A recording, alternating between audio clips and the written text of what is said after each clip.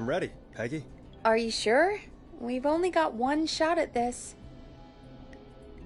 I'm sure. Let's do this. Okay, name first. Who do you think the target is? Chuck Brody. And where will I find them? The gas station. Okay, I'm dialing. One moment.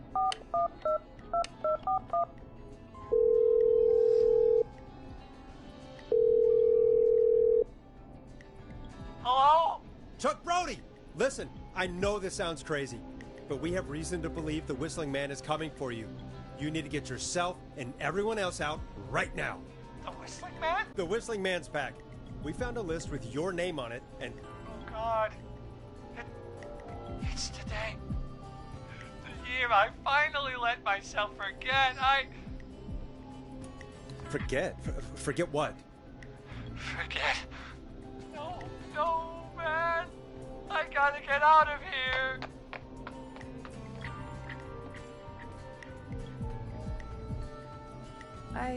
I think he ran off. Well, fingers crossed that Chuck...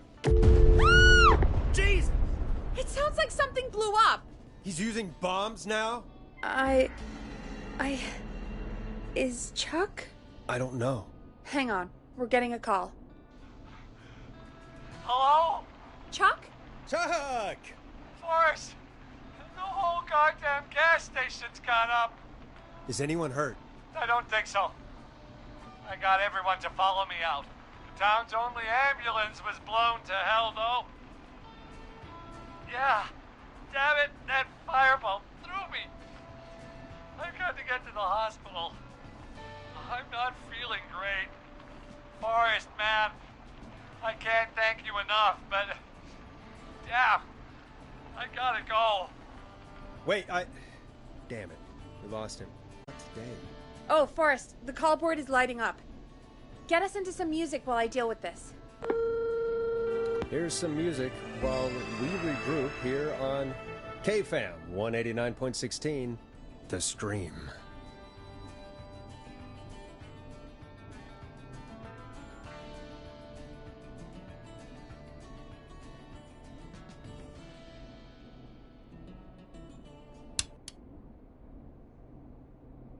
There's gotta be more in the basement to show us who Clive is targeting.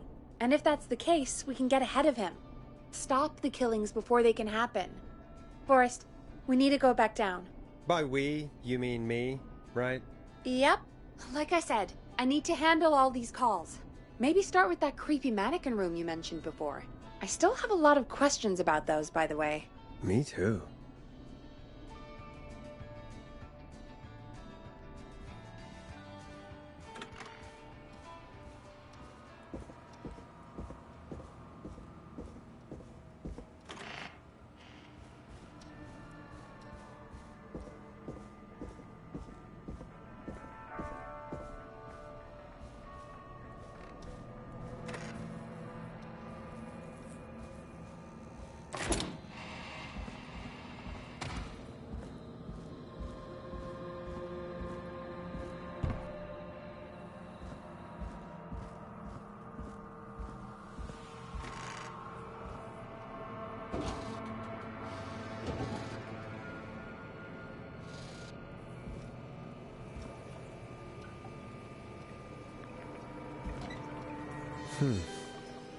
A key? Was this always here? I must have missed it when I brought everything upstairs.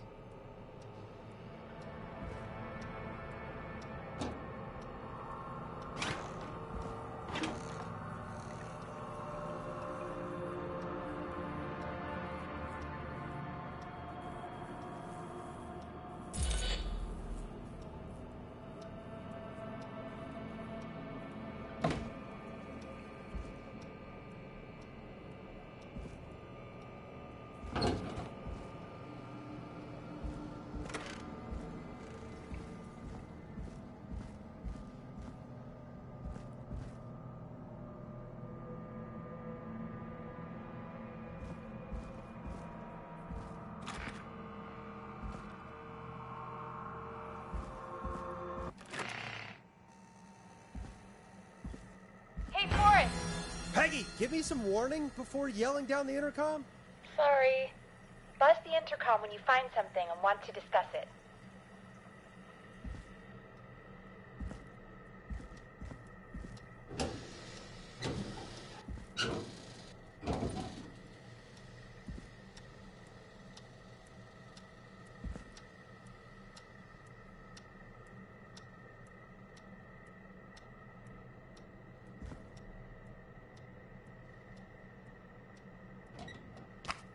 Peggy, I've found a tape and a map down here.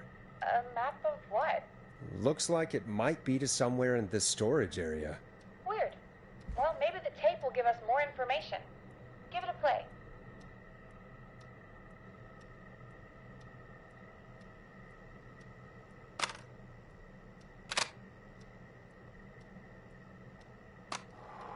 George Barrow, 1968.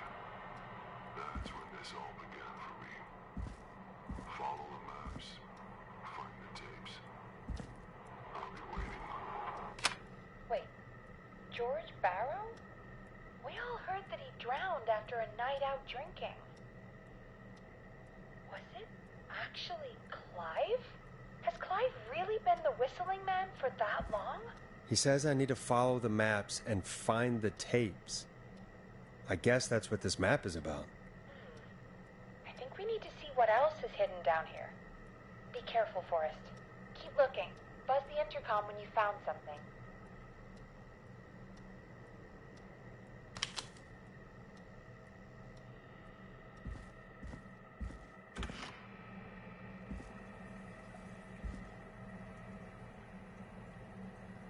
Time of autopsy is 7 a.m. Cause of death is asphyxiation from drowning. The degree of rigor mortis indicates that the subject has been deceased for 5 hours. That puts the time of death...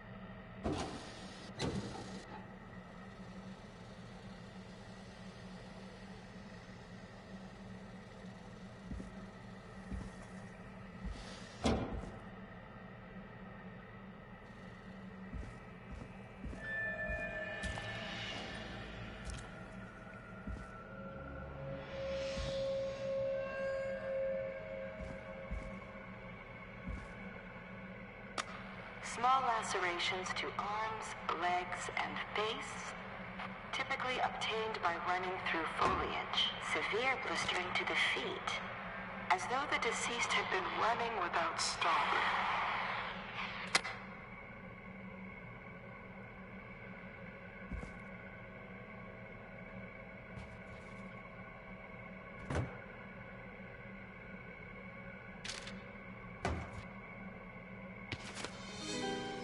This looks useful.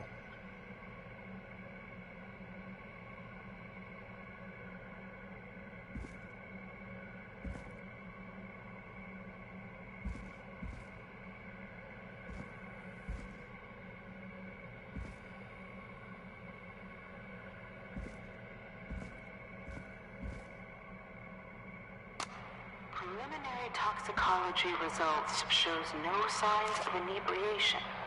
However, a high amount of cortisol was found, indicating elevated levels of stress in the immediate moments before death.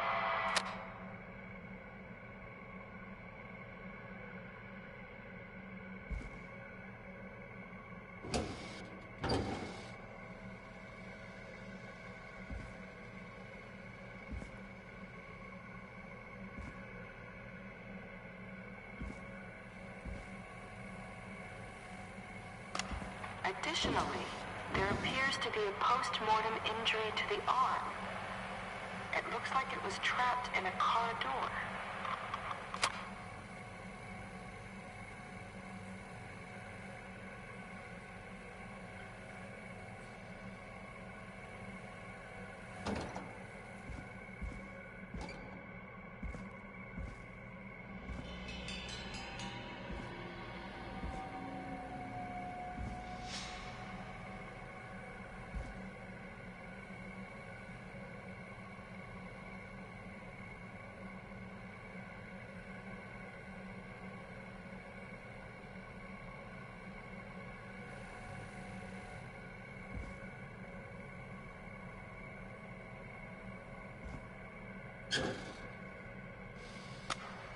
It is the coroner's opinion that the subject likely feared for his life and was chased, resulting in a fall from a height into a body of water, where he hit his head, was knocked out, and drowned.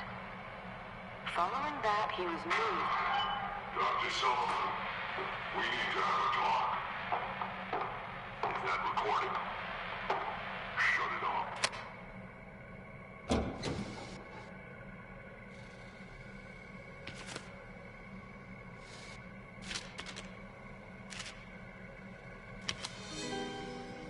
Now this has to be important.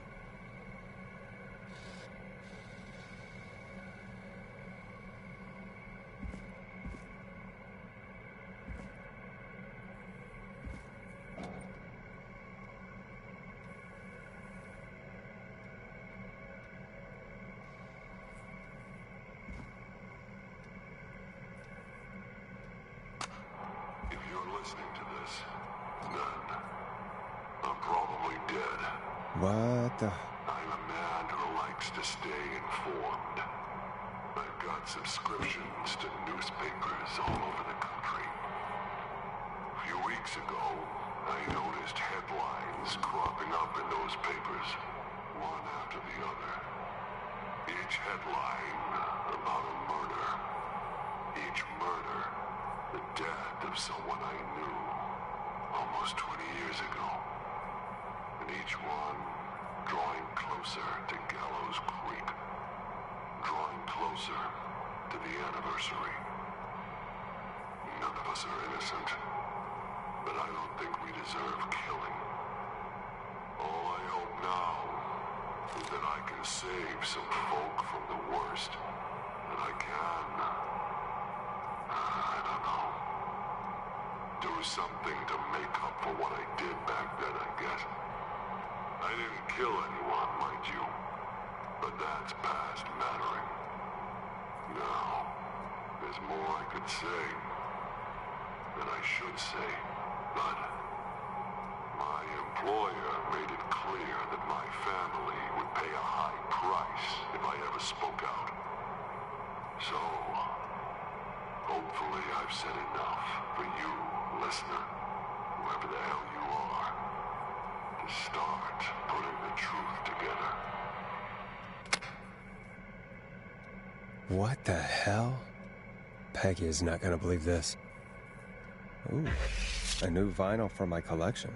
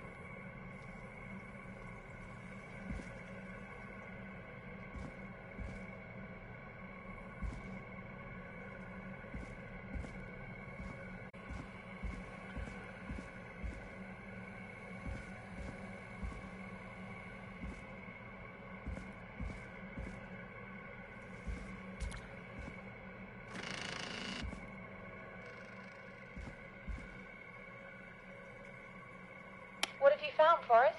It's an autopsy tape. Doesn't say for who, but I think it must be for George. Poor George. He was so young. Something's bugging me, Peggy. What do you mean?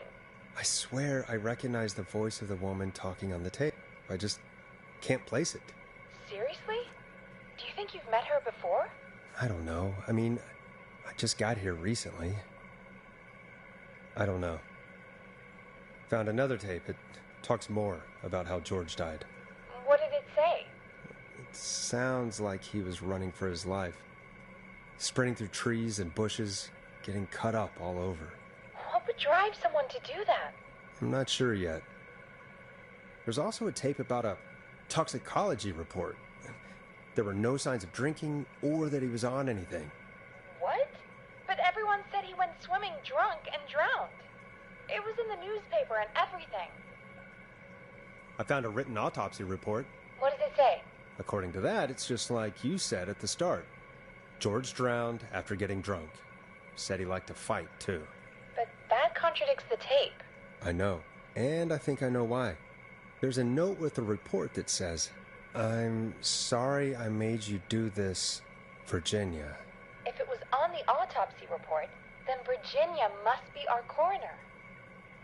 Wait, the caller from earlier, when we had to call the takeout restaurants, wasn't her name Virginia? We need to call her back once we finish down here. It looks like she might know something about what's going on. I found a tape that introduces a new detail to the story. Post-mortem injury. Apparently, his arm got caught in a car door. A car door? Yeah, after he died. How do you suppose they can tell? How can they tell? I'm a radio producer, not a coroner. The written report I found doesn't mention it at all. How did his arm get trapped in a car door after he died? Unless he got it when the police collected his body, I guess someone else must have moved him after he was dead to where he was eventually found. But the report, what is going on here? I found a police report. Mentions a friend from earlier, Sandra Sharp. Sandra. The jazz runner? That's right. She found George's body washed up at the reservoir. The reservoir? Yeah? What's strange about that? George got cuts from running through foliage, right? But there's no forest around there. Also, how did it wash up at the reservoir? What do you mean? Reservoirs don't have tides. Project on reservoirs and got an A. But yeah, not important right now. The important thing is that it doesn't make sense. What are you suggesting then? That the body was originally found somewhere other than what the report suggests?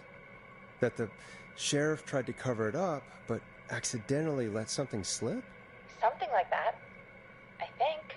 Well, Sheriff Matthews wrote the report. If he hadn't been eviscerated, we could have asked him. True.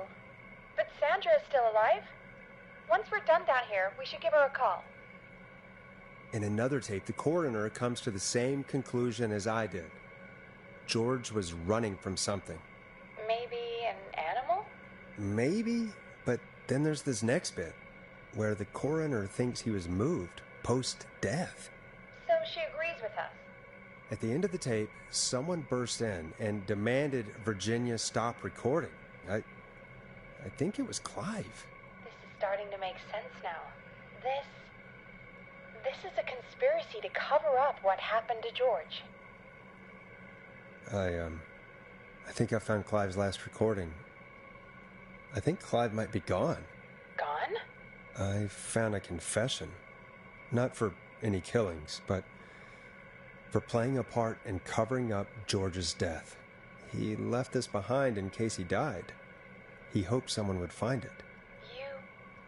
Do you think the Whistling Man already got him? Possibly. We've had a lot of callers tonight, but maybe not every victim made it to the phone, you know? We don't know how many there really are. Christ, Forrest, that's dark. I know, but Clive said he had read about other murders in other towns, and that the murders were all folks who knew about the incident. And the killings were getting closer to Gallows Creek.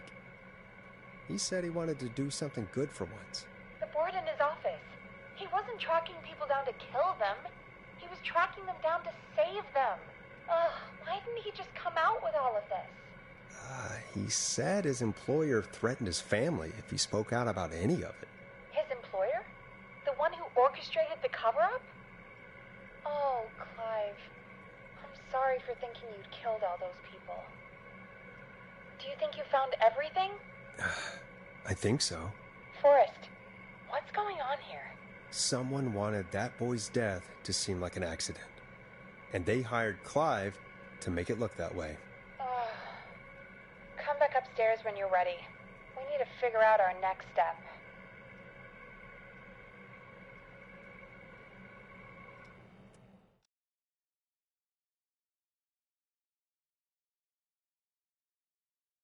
Thank God you're back, Forrest. I've been running out of stuff to pad our airtime with. Peggy, you work in radio. Forrest, I'm stressed. I mean, really, how are we supposed to keep a show going with all this happening?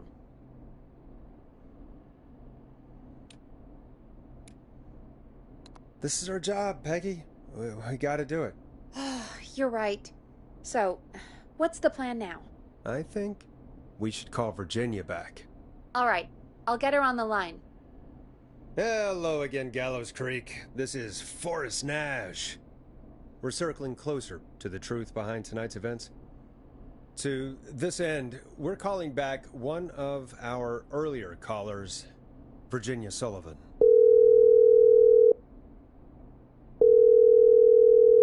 Fredman Plunker here? Who's this? Is it you? Goose?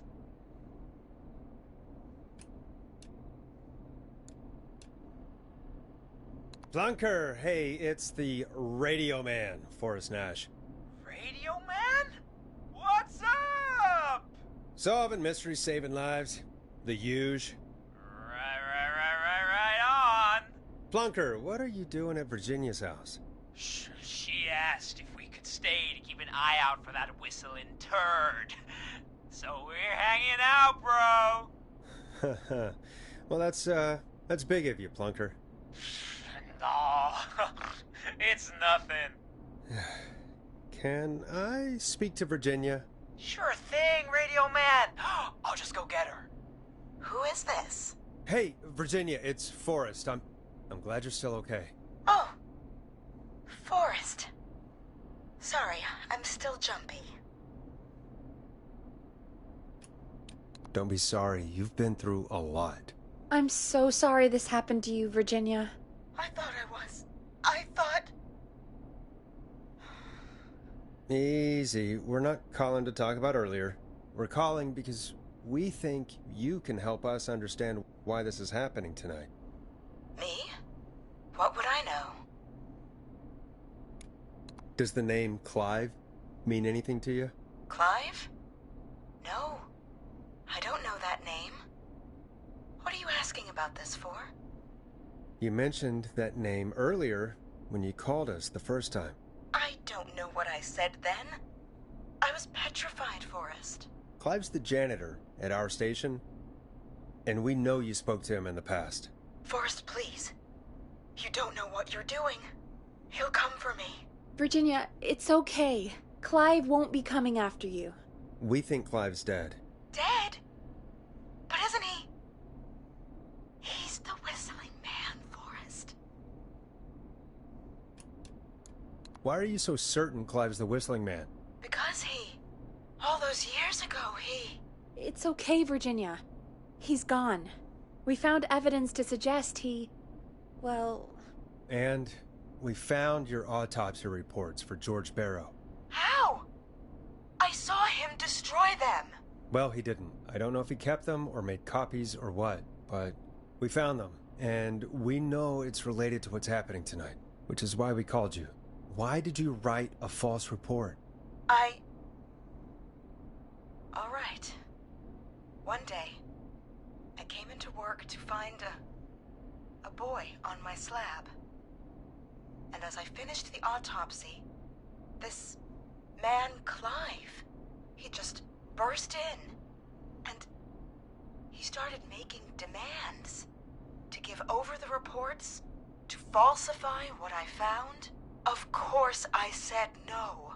But, well, when someone wants to make you do something, they can use the carrot or the stick.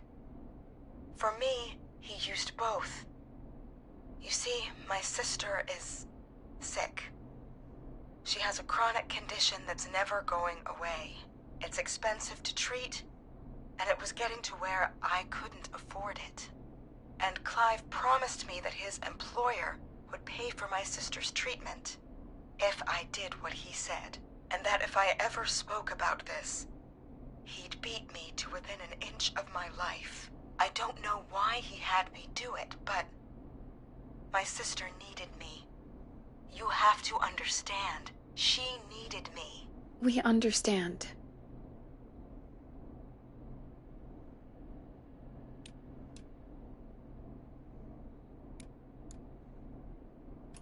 Thank you, Virginia. That was brave. God, I just want this nightmare to end. This will help end it, Virginia. Thank you. Stay safe, Virginia.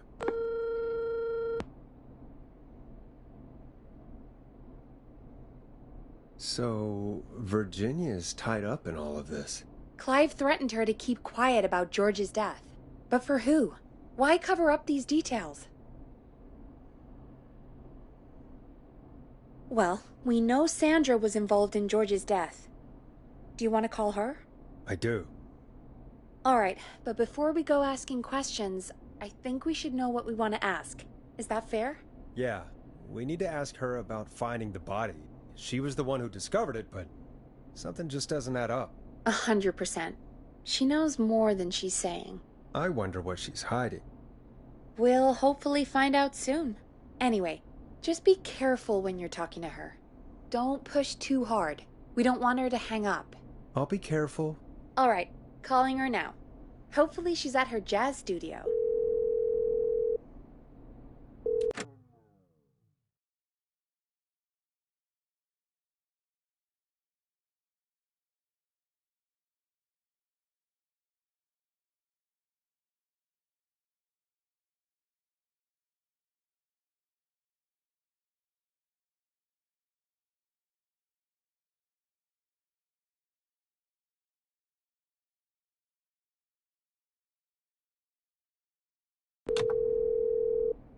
Aha!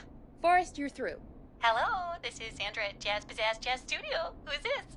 Hello again, Sandra! It's... Oh, I always thought folks called into a radio show, not the other way around. How jazzy. What can I do for you? Well, we're trying to understand what's behind the attacks tonight. We had a few questions. Why, Forrest, of course. Heck, after the way you saved my life, I'd say yes to just about anything you asked. Really? Well, that sounds nice. I might just call you back tomorrow then, too. You got my number. But what about tonight? Is there anything you want to talk about right now? Remember why we called, Forrest? Of course. Do you know why the Whistling Man might have targeted you? Ha! As far as I could tell, he was just a knife-wielding psycho with superhuman cardio. He'd have chased after anybody. Right. Well, we think he might be chasing specific people. People who know about the death of a boy named George. Oh, I don't know anything about that. Sorry. Sandra, we know you found George's body. Yes. Of course. This studio is my life. After I found the body in the river, I couldn't lose my studio. Do you understand?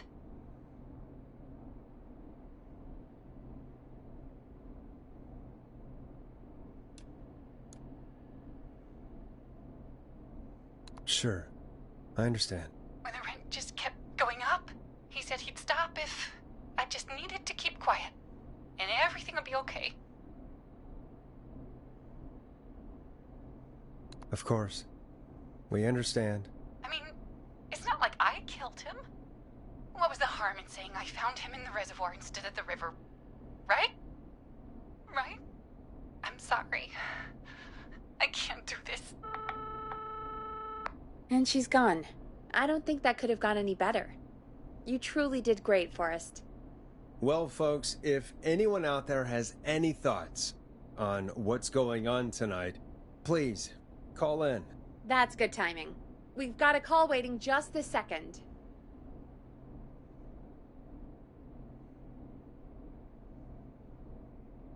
Welcome to 189.16 The Scream, with me, your host, Forrest Nash. Hi, Forrest. I know this is really out of the blue with everything happening tonight, but I wondered if you could send a special birthday message to my uncle. You know what? I'd welcome a change of pace. I'd be glad to. Thank you, Forrest. He's my Uncle Ronnie. His first name's Peter, but he never liked his name. But since he always had salt and pepper hair, even as a kid, can you believe it? Folks always called him Pepper. Thanks for the history lesson. Is there anything besides happy birthday you would like to say to Mr. Pepper? Oh my god damn it! Yes! Tell him he can get the best birthday deals and party packages here at Putney's Pizza. Starting at You son of a bitch! Stop calling us! Sorry, Forrest. Let's just move on. We've already got another caller on the line. This is 189.16 The Scream. I'm Forrest Nash. You're on the air, caller.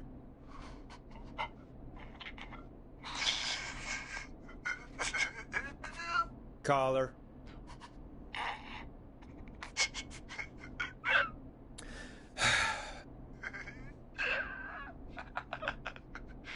Ponty? Ponty's Pizza always delivers! Come rain or sleet or whistling man, we'll be there!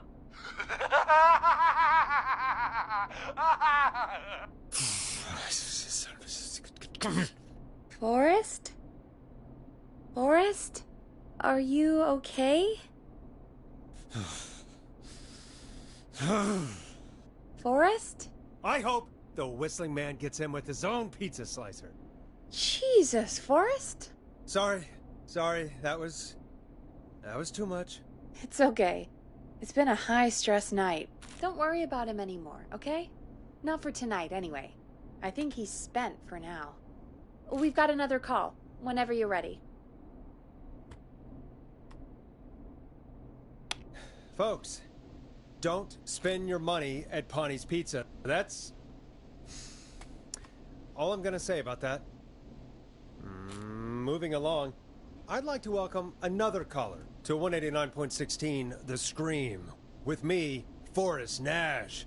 Who, may I say, is calling? Well, hello again, Forrest. Don. Don? We played your song, Long Ride Home. Did you hear it? Can you tell us? Never mind that now. First, I'm calling because I need your help.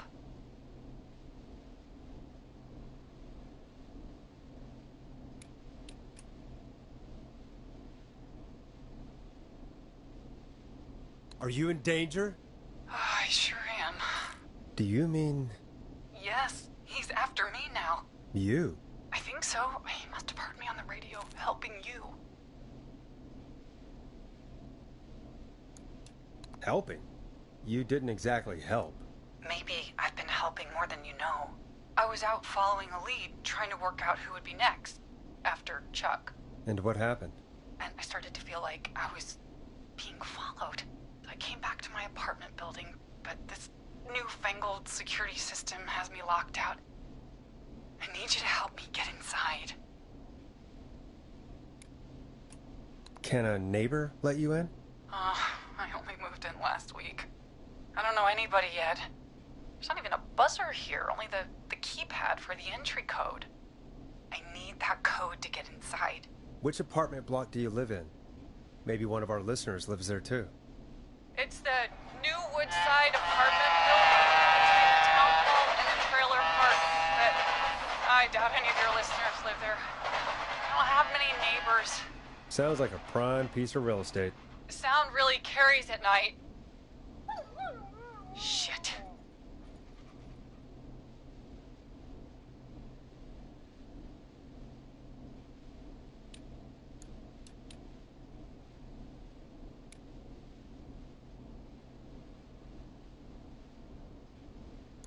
Is that a neighbor's dog? Yes, it is. Boy, oh wish he'd muscle that thing in. Oh. And now he's blasting David Scopo out of his window. This night can't get any... Don't sleep there. He's coming down the street. I don't think he's seen me yet. Forrest, please. I need your help. I need the code for that security system, or I'm gonna die.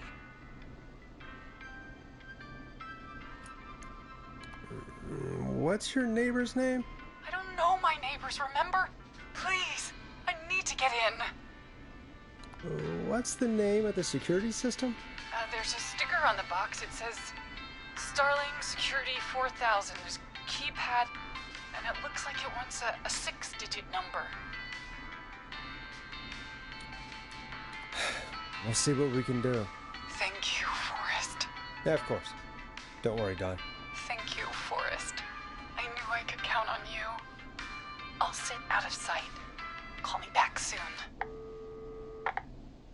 All right, folks. Here's a little tune for you all to enjoy while I try to break Dawn into her apartment.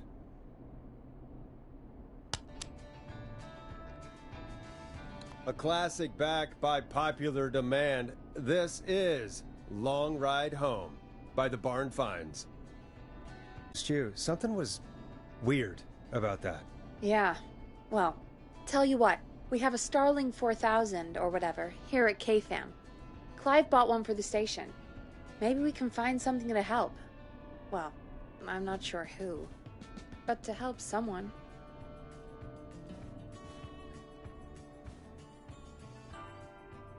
Okay, so she's locked out of the Woodside Apartments, and somewhere Clive probably has the papers for the Starling 4000.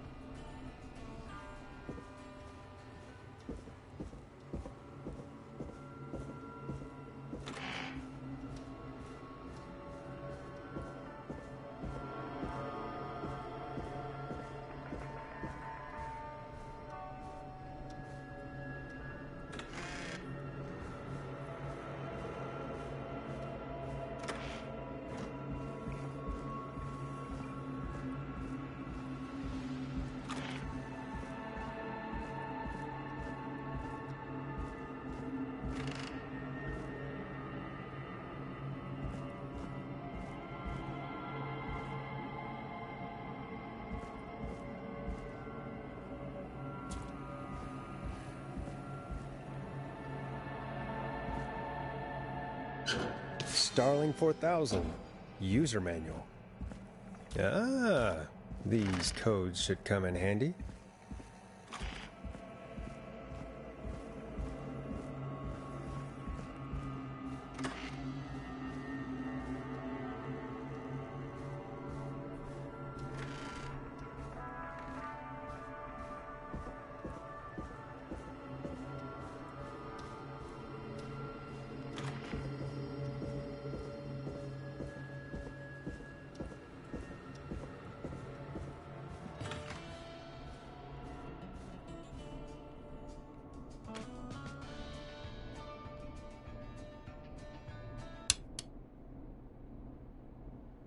Welcome back, Forrest. Find anything? The Starling 4000 security manual. It's got a bunch of codes. Good. And did you find anything else? Nothing except the manual. All right. Well, I'll get Dom back on the line then, Forrest. I'll let you take it from here.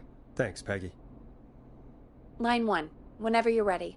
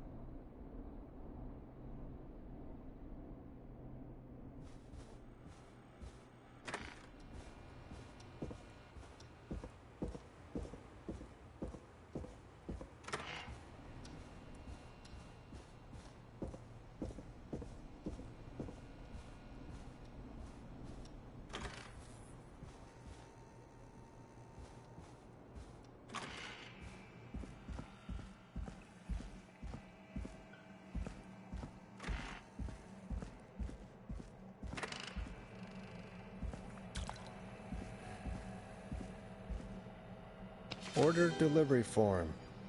Starling must have left this by accident. This system's not even installed at Woodside.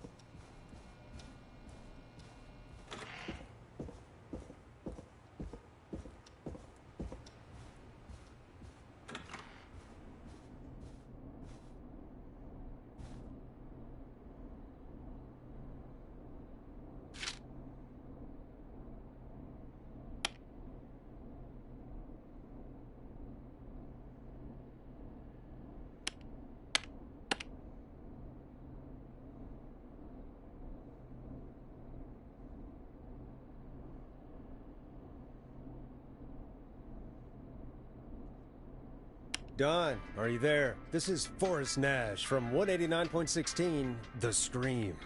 Oh, thank God you're back. I'm so afraid. What's the code to the gate?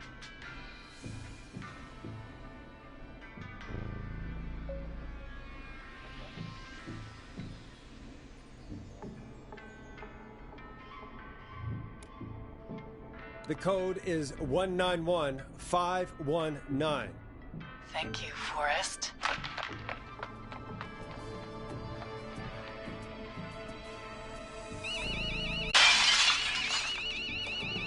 Is she?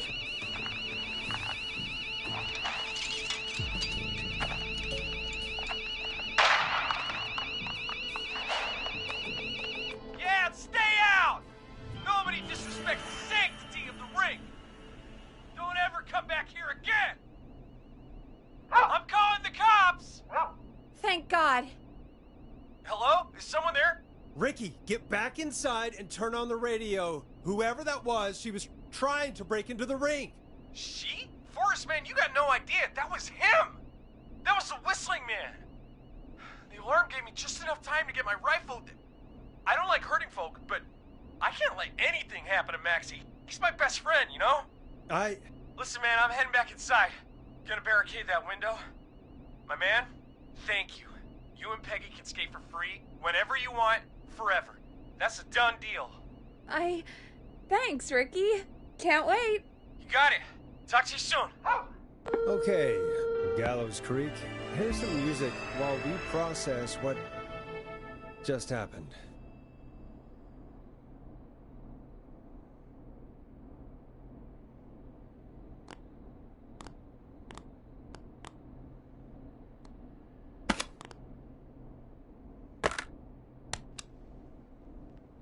So, the Whistling Man is a woman?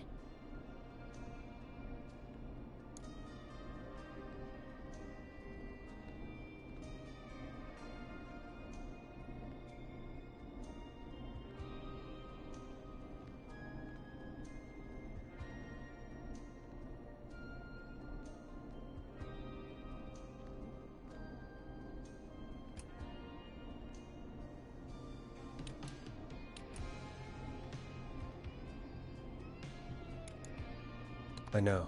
I can't believe it. She called up. You spoke to her multiple times. Yeah, she seemed pretty normal.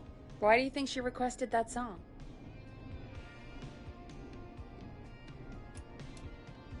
To get me outside? Maybe, but how? She didn't know the song was outside to start with. That's right. She never actually attacked me out there. So? What now? I guess I should make an announcement. We do have new info. Okay, kill the music and you can make the announcement. Okay, you're live in 3, 2... Hey folks, this is Forrest Nash here. I hope you're all safely locked inside. For those of you listening to that last call, you might be wondering what to make of it all. Here's our take. We now believe the killer is actually a woman. One who might manipulate you into letting her in before she attacks you. I'm sad to say, but it's time to trust no one. The killer was calling themselves Dawn. This could be a fake name.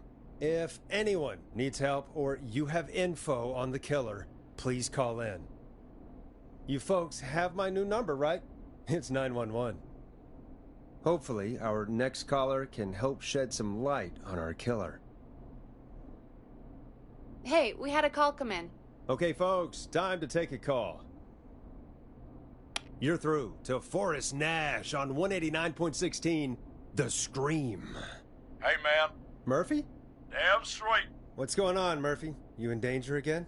Nah, man. I've just been listening to the show here at home.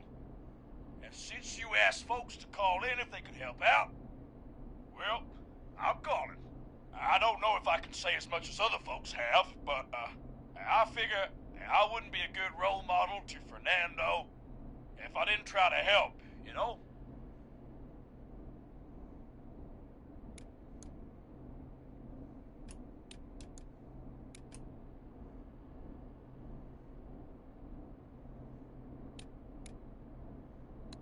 You're a good father, Murphy.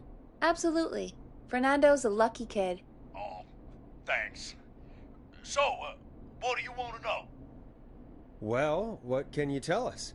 I don't know, really. All right. Well, do you know anything about the death of George Barrow? Absolutely nothing. Okay. What about the killer herself? Herself? Man, I didn't get my ass kicked by a lady. The man I went toe-to-toe with was a man. You heard the last call, right, Murphy? Yep. So you know it's a woman, and you were trained by a VHS, Murphy. I know, but... Man, how could it have been a woman under that mask? Let's just move on. Do you know anything about the history of the Whistling Man? No, sir. Tonight's the first time I ever heard of him. What? I moved here 3 years ago, man. What do you want from me? Hey, man, no worries. Just thank you for trying. Right. Sorry I couldn't help y'all more, man. Now, if you'd have asked me about gators... Forrest, we have a call coming in. Sorry, Murphy. I think that's all we've got time for right now. All right. I'll catch y'all with the gator talk later. Night. Well, folks, that was a bust. But perhaps our next caller has more they can tell us. Let's find out. This is Forrest Nash, and you're listening. Please help me. My name is Casey Moore. I'm at 25 Nancy Drive. My best friend's been stabbed. No. Forrest. Then what happened? He went up the road and talked to someone. I couldn't really hear or see anything. It sounded like he might have...